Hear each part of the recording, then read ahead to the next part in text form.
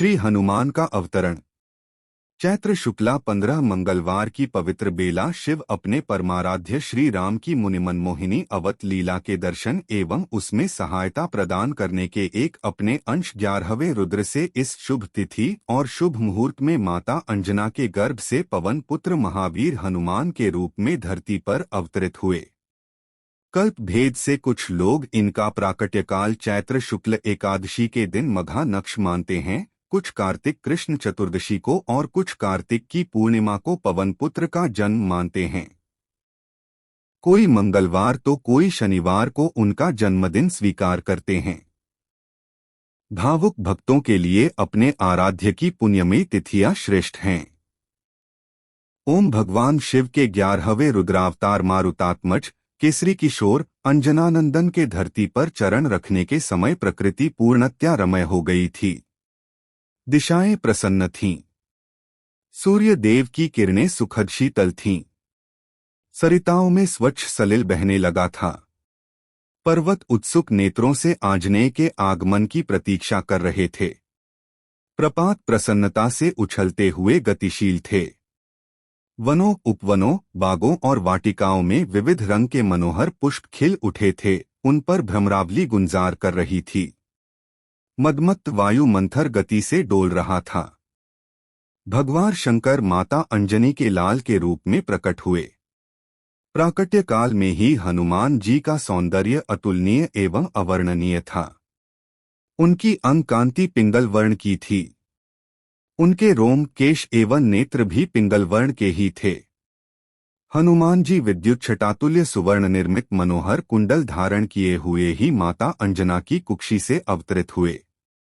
उनके मस्तक पर मणिष्ठित टोपी शोभा दे रही थी और वे कौपीन और काछनी काछे हुए थे। उनके प्रशस्त वक्ष पर यज्ञोपवीत शोभा दे रहा था एवं हाथ में वज्र और कटि प्रदेश में मुंज की मेखला सुशोभित थी। अपने पुत्र का अलौकिक रूप सौंदर्य देखते ही माता अंजना आनंद विभोर हो गईं। भाग्यवती धरित्री पर हनुमान जी के चरण रखते ही माता अंजना और कपिराज केसरी की आनंद की सीमा ही नहीं थी। चतुर्दिक हर्षोल्लास की लहरें दौड़ पड़ी।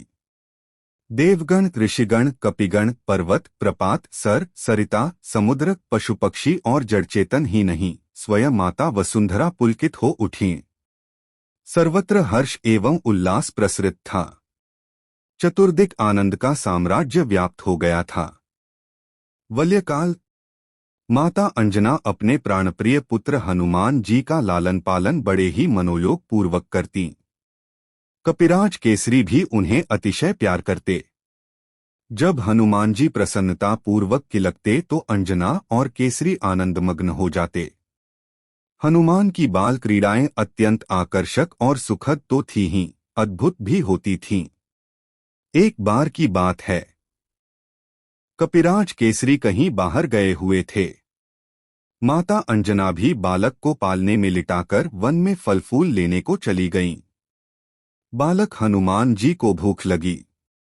माता की अनुपस्थिति में वे हाथ पैर उछाल उछाल कर क्रंदन करने लगे। सहसा उनकी दृष्टि प्राची क्षितिज पर गई। अरुणोदय हो रहा था। उन्होंने सूर्य के अरुण बिंब को लाल फल समझा। एलजे तेज और पराक्रम के लिए अवस्था अपेक्षित नहीं।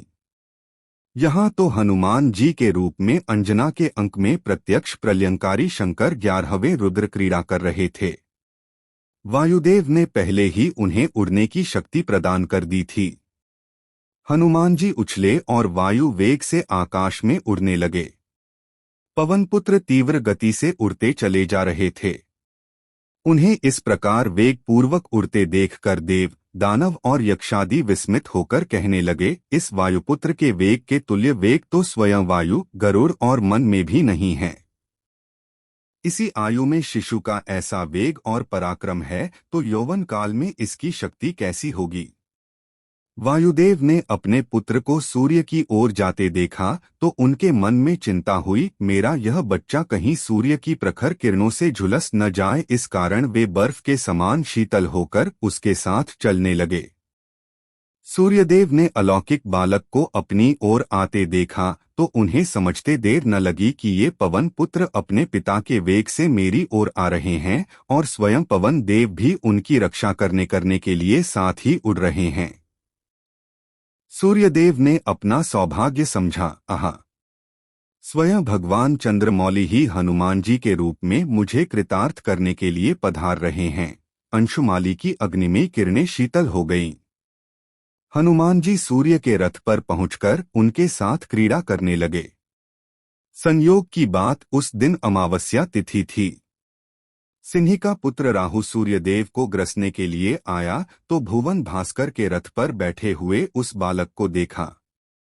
राहु बालक की चिंता न कर दिनमणि को ग्रसने के लिए आगे बढ़ा ही था कि हनुमान जी ने उसे पकड़ लिया।